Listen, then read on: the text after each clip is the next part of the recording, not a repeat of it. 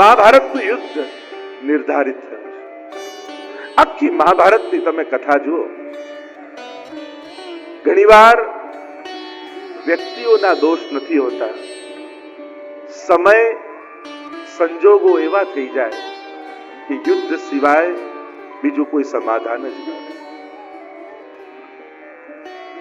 શાંતનુ રાજા ભીષ્મ પુત્ર પ્રતિજ્ઞા લીધી છે, પિતાની ખુશી માટે એમને વિવાહ કરવો હતો અને એમના સસુર પાસે ગયા, કહ્યું કે મારા પિતાનું માંગું લઈને આવ્યો છે. કહ્યું પણ જો તારે બાળક થાય તો રાજા એ થઈ જાય, પછી મારી દીકરીના બાળકને કોણ રાજા બનાવે? અને એ સમયે દેવવ્રત પ્રતિજ્ઞા કરે છે, આ જીવન બ્રહ્મચારી રહીશ. અને એ જ દેવવ્રત ગંગાજીના પુત્ર ભીષ્મ નામે ઓળખાય.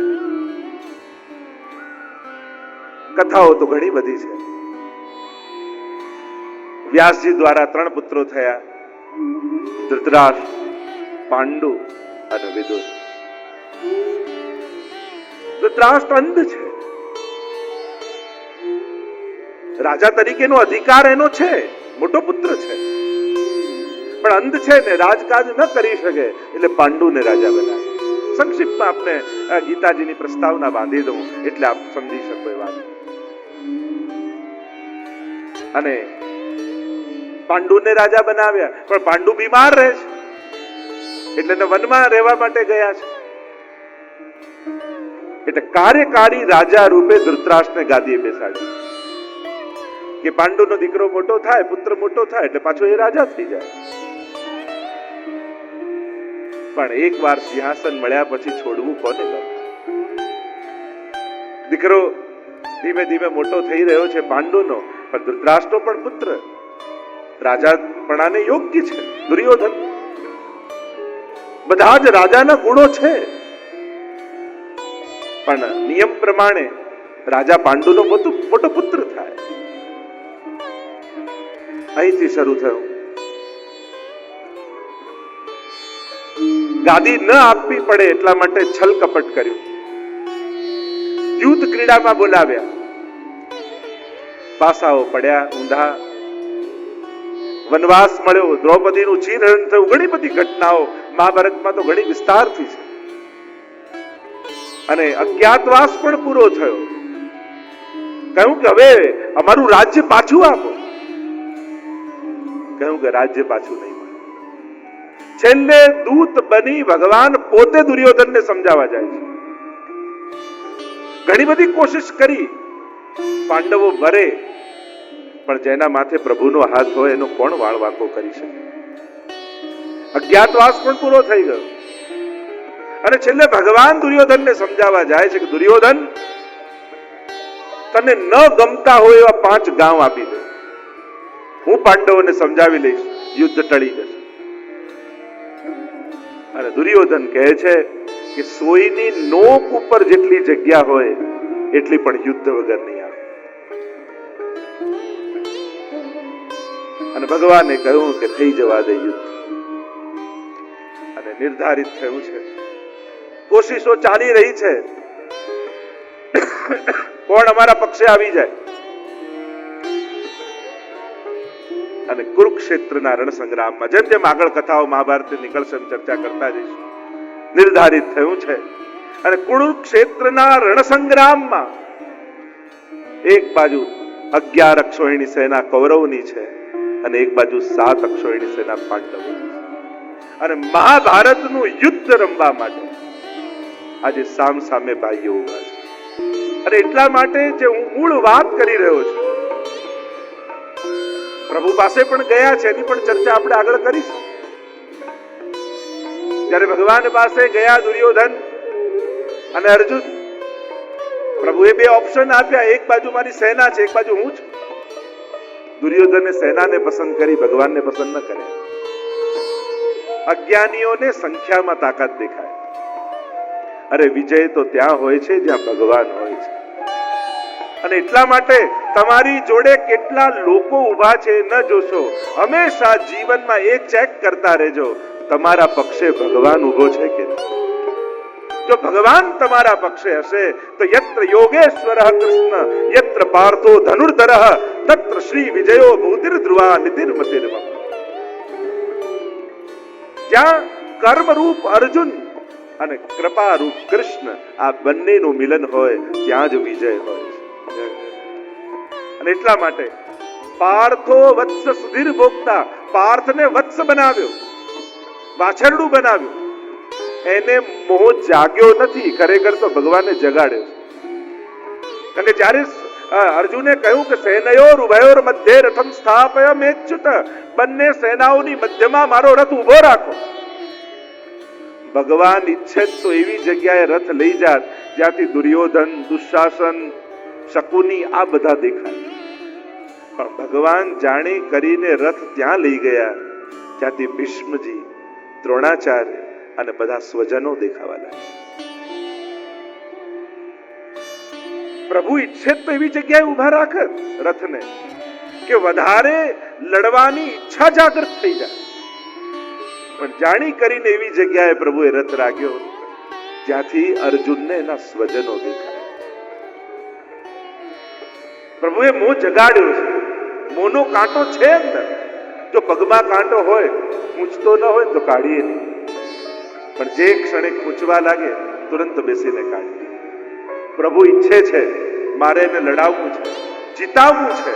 આટલા લોકોને મારશે પણ મનમાં મોહ હશે ને તો પ્રત્યેકને મારવાનું પાપ લાગશે. પણ જો મોહ મરી જશે અને કેવલ કર્તવ્ય ભાવે લડશે તો યુદ્ધ જીત્યા પછી પણ હિંસાનું પાપ નહીં લાગે. અને એટલા માટે પ્રભુ અનાસક્ત, નિર્મોહ બનાવવા માંગે છે.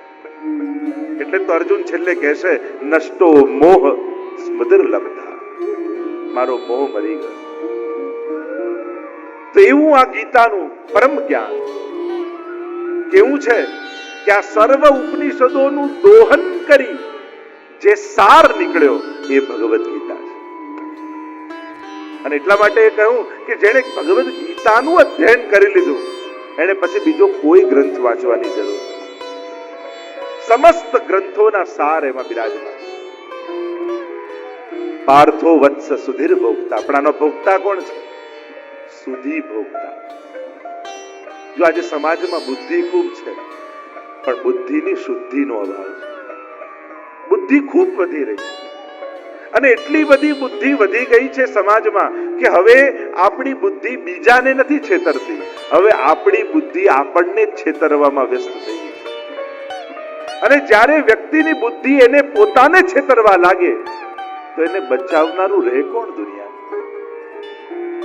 એક વસ્તુ યાદ રાખો, આપણી બુદ્ધિ ગમે તેટલા સારા લોજિક આપે પણ ભગવાન અને ભક્તિથી દૂર થવાની વાત કરે ને તો સમજી લેજો અત્યારે મારી બુદ્ધિ મને છેતરી રહી છે. ગમે તેટલા ઉત્તમ તર્કો આપે, કારણ કે આ બુદ્ધિ પાપ કરાવશે ને તો પણ લોજિક એવા આપશે કે મારે ક્યાં કરવું હતું, આ તો બધા હતા એટલે, આ તો મિત્રો હતા એટલે, આ તો આવું વાતાવરણ હતું એટલે. પાપ કર્યા પછી પણ ઢોળે તો બીજા ઉપર. આ બુદ્ધિની ચતુરાઈ છે.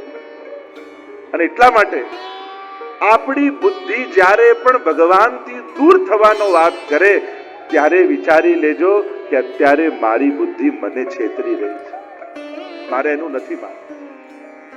સુધી ભોગતા, અહીંયા બુદ્ધિની શુદ્ધિ છે. તો સુધી કોણ? કોણ ગીતાજીનો અધિકારી? કોણ એનો ભોગતા આ દુગ્ધનો? સુધી ભોગતા. મારી દ્રષ્ટિએ સુધી કોણ? આજે બુદ્ધિ બધાની પાસે છે પણ દરેકની બુદ્ધિ સુધી નથી હોતી. થોડાક જો તત્વોનો વિચાર કરીએ કે બુદ્ધિ સુધી કોની કહેવાય. સૌથી પહેલી વાત, જે ગુરુ અને પ્રભુની આજ્ઞામાં રહેતો હોય એની બુદ્ધિ સુધી હોય છે. બીજું, જેને વિપરીત સંજોગોમાં પણ ભગવાનની કૃપા દેખાતી હોય એની બુદ્ધિ સુધી છે. ત્રીજું, જ્યારે પણ ભક્તિ કરવા ભગવાનની સામે બેઠો હોય ત્યારે ભગવાન સિવાય એને કોઈ યાદ ના આવે તો માનજો એની બુદ્ધિ સુધી છે. ચોથું, જેને શાસ્ત્ર આજ્ઞામાં અતિશય નિષ્ઠા હોય એની બુદ્ધિ સુધી. જો આપણે ત્યાં ભગવાનને ન માને એને નાસ્તિક ન કહેવાય, પણ વેદને ન માને એને નાસ્તિક.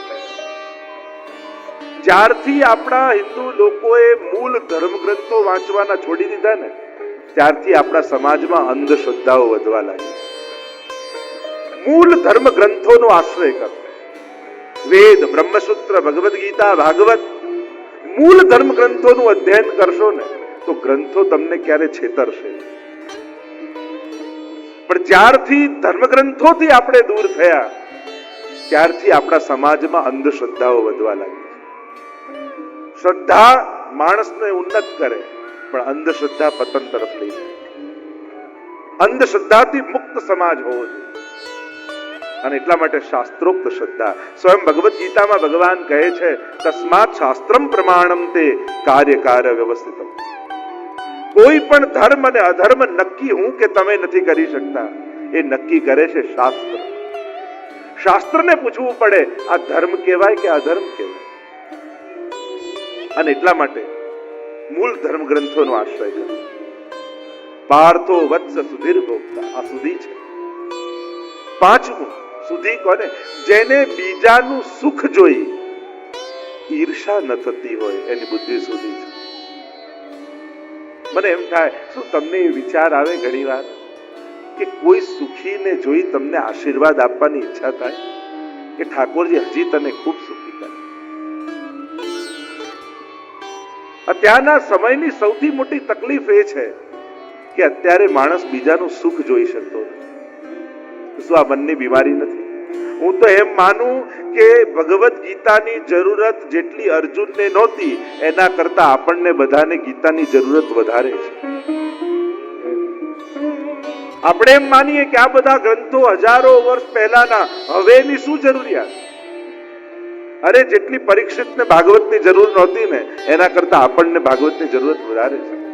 જેટલી અર્જુનને ગીતાની જરૂર નહોતી, એના કરતા આપણને જરૂરત વધારે છે. કારણ કે એના કરતા આપણો મોહ અનેક ગણો વધારે છે. એ તો એક વાર યુદ્ધના મેદાનમાં મોહગ્રસ્ત થયો, આપણે તો પ્રતિપલ મોહમાં ફસાયેલા. આપણું આ યુદ્ધ તો સતત ચાલી રહ્યું. કૌરવ અને પાંડવની વચ્ચે રથ ઉભો રહેવો એટલે પાપ અને પુણ્યની વચ્ચે ઉભા રહે, ધર્મ અને અધર્મની વચ્ચે ઉભા રહે. અને સતત આપણો રથ ત્યાં હોય છે. આ 7 દિવસમાં આપણે આપણા જીવનના અનેક સમાધાનો મેળવીશું. ભગવદ ગીતાજીની યાત્રા એટલે શંકાથી સમાધાન સુધીની યાત્રા. ભગવદ ગીતાજીની યાત્રા એટલે પ્રશ્નથી કૃષ્ણ સુધીની યાત્રા. પ્રશ્નથી શરૂઆત થાય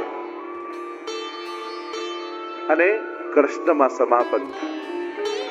જિજ્ઞાસા જાગવી, પ્રશ્ન જાગવું ખરાબ નથી. પ્રશ્ન જાગવો એ ઉત્તમ વસ્તુ છે, પણ સમાધાન ખોટી જગ્યાએ લેવા જવું એ વધારે ખતરનાક છે. તમને કોઈ શંકા જાગે એ ખરાબ નથી, શંકા જાગવી જ જોઈએ. પણ એ શંકાનું સમાધાન જો ગલત વ્યક્તિ પાસે લેવા જશો તો એ તમારી શંકાને અશ્રદ્ધામાં ફેરવી દેશે. અને એ જ કોઈ યોગ્ય વ્યક્તિ પાસે જશો તો એ શંકાને શ્રદ્ધામાં પરિણમિત કરશે.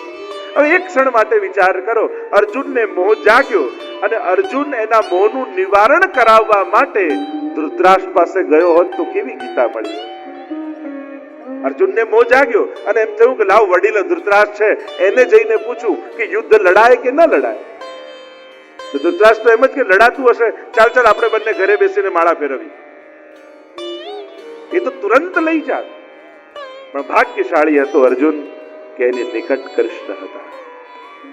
અને એટલા માટે જીવનમાં શંકા જાગે ખોટું નથી, પણ ગલત વ્યક્તિ પાસે સમાધાન લેવા જવું એ વધારે ખતરનાક છે. એવા કોઈ યોગ્ય વ્યક્તિ પાસે સમાધાન લેવા જજો જે તમારી શંકાને શ્રદ્ધામાં પરિણમિત કરે. કારણ કે આ દુનિયા શંકા જગાવે છે. ઘણી વાર દુનિયામાં આપણને ઘણા પ્રકારના લોકો મળે. ઘણી વાર એમ થાય, લો તમારા બા તો આટલી ભક્તિ કરતા, તોય માંદા પડ્યા, તોય હોસ્પિટલમાં એડમિટ થયા. એટલે તમારું મન ચકડોળે ચડવા લાગે. વાત તો સાચી છે. હવે બીમાર પડવું ને સેવા કરવી એમાં તાલમેલ ક્યાં? તો શું સેવા નથી કરતા, એ બીમાર નથી પડતા? પણ લોકો ખોટી રીતે અલૌકિક ને લૌકિક સાથે જોડી તમને ભગવાનમાં અશ્રદ્ધા પેદા કરે. લોકો ખોટું કનેક્શન. અરે એમ વિચાર કરો, બા આટલા બીમાર છે, હોસ્પિટલમાં છે, તો એ ઠાકોરજીનું નામ લેવાનું નથી છોડતા, તો લાવ હું નામ લેવાનું શરૂ કરી. પ્રેરણા તો આવી લેવાની હોય. આપણે ઊંધી પ્રેરણા લઈએ, લો આટલી સેવા કરતા અને આટલું નામ લેતા તોય માંદા પડે. લોકો ઊંધી પ્રેરણા. તો ગલત વ્યક્તિ પાસે સમાધાન લેવા જેવું બહુ ખતરનાક છે. અને આજના સમયમાં તો બહુ વિચારીને શરણે જવું, સમાધાન લેવા જવું. ક્યાંક તમારી શંકાને દ્રઢ કરી તમને અશ્રદ્ધા ન આપી દે, એનો ભય રહે. તો સુધીર ભોગતા દુગ્ધમ ગીતા અમૃતમ મહત, જેની બુદ્ધિ સુધી છે એ આનો ભોગતા છે, અને એ જ આ ગીતા રૂપી અમૃતનું પાન કરનાર છે. મહાભારતમાં 18 પર્વ છે. આજે તો સમય ઓછો છે, કારણ કે વિરામ તરફ યાત્રા લઈ જવી છે, એટલે ટૂંકમાં પરિચય આપીને પછી વિરામ તરફ લઈ જાઉં. 18 પર્વ છે મહાભારતમાં. એમાં ભીષ્મ પર્વને અંતર્ગત શ્રીમદ ભગવદ ગીતા. 18 નો આ બહુ વિશેષ સૂચક છે. 18 પર્વ છે, 18 અધ્યાયમાં ભગવદ ગીતા છે. 18 દિવસ મહાભારતનું યુદ્ધ ચાલ્યું છે. 18 અક્ષોહિણી સેના છે. 1 અને 8, 1 અને 8. આ 1 અને 8 ભેગા થઈ ગયા હોત તો પૂર્ણાંક 9 થઈ જાય. પણ 1 અને 8 ભેગા ન થઈ શક્યા એટલે અધૂરા રહી ગયા. જો 9 ની ગણતરી કરો તો 9 એકા 9, 9 દુ 18, 8 અને 1 9 થાય, 9 તારી 27, 7 ને 2 9 થાય, પૂર્ણ જ રહે. પણ 8 નો આંકડો જો, 8 1 8, 8 દુ 16, 6 ને 1 7, 1 ઘટ્યો. 8 તરી 24, 4 ને 2 6, 1 ઘટ્યો. 8 ચોક 32, 3 ને 2 5, 1 ઘટ્યો. જો 1 મળી જાત તો પૂર્ણ થઈ જાત, અને 1 ન મળી શક્યા એટલે અધૂરા. મહાભારતનું યુદ્ધ કહેવાય છે કે પાંડવો જીત્યા, પણ એમ જોવા જાઓ તો જીત્યું કોણ છે? જ્યારે જ્યારે પણ યુદ્ધો થતા હોય છે ત્યારે માનવતા તો હારતી હોય. તો શ્રીમદ ગીતાજી માનવતાથી શરૂ થયેલી યાત્રાને છેક વૈષ્ણવતા સુધી લઈ જવાની યાત્રા. વૈષ્ણવતા શબ્દને હું માનવતાની બૌદ્ધિક સર્વોચ્ચ અવસ્થા માનું છું. વૈષ્ણવ શબ્દને, વૈષ્ણવતા શબ્દને હું માનવતાની આધ્યાત્મિક સર્વોચ્ચ અવસ્થા માનું છું. કે માનવ થઈને માણસ જન્મે અને વૈષ્ણવ થઈને મરે તો એનું જીવન સફળ. સર્વોચ્ચ અવસ્થા વૈષ્ણવતા.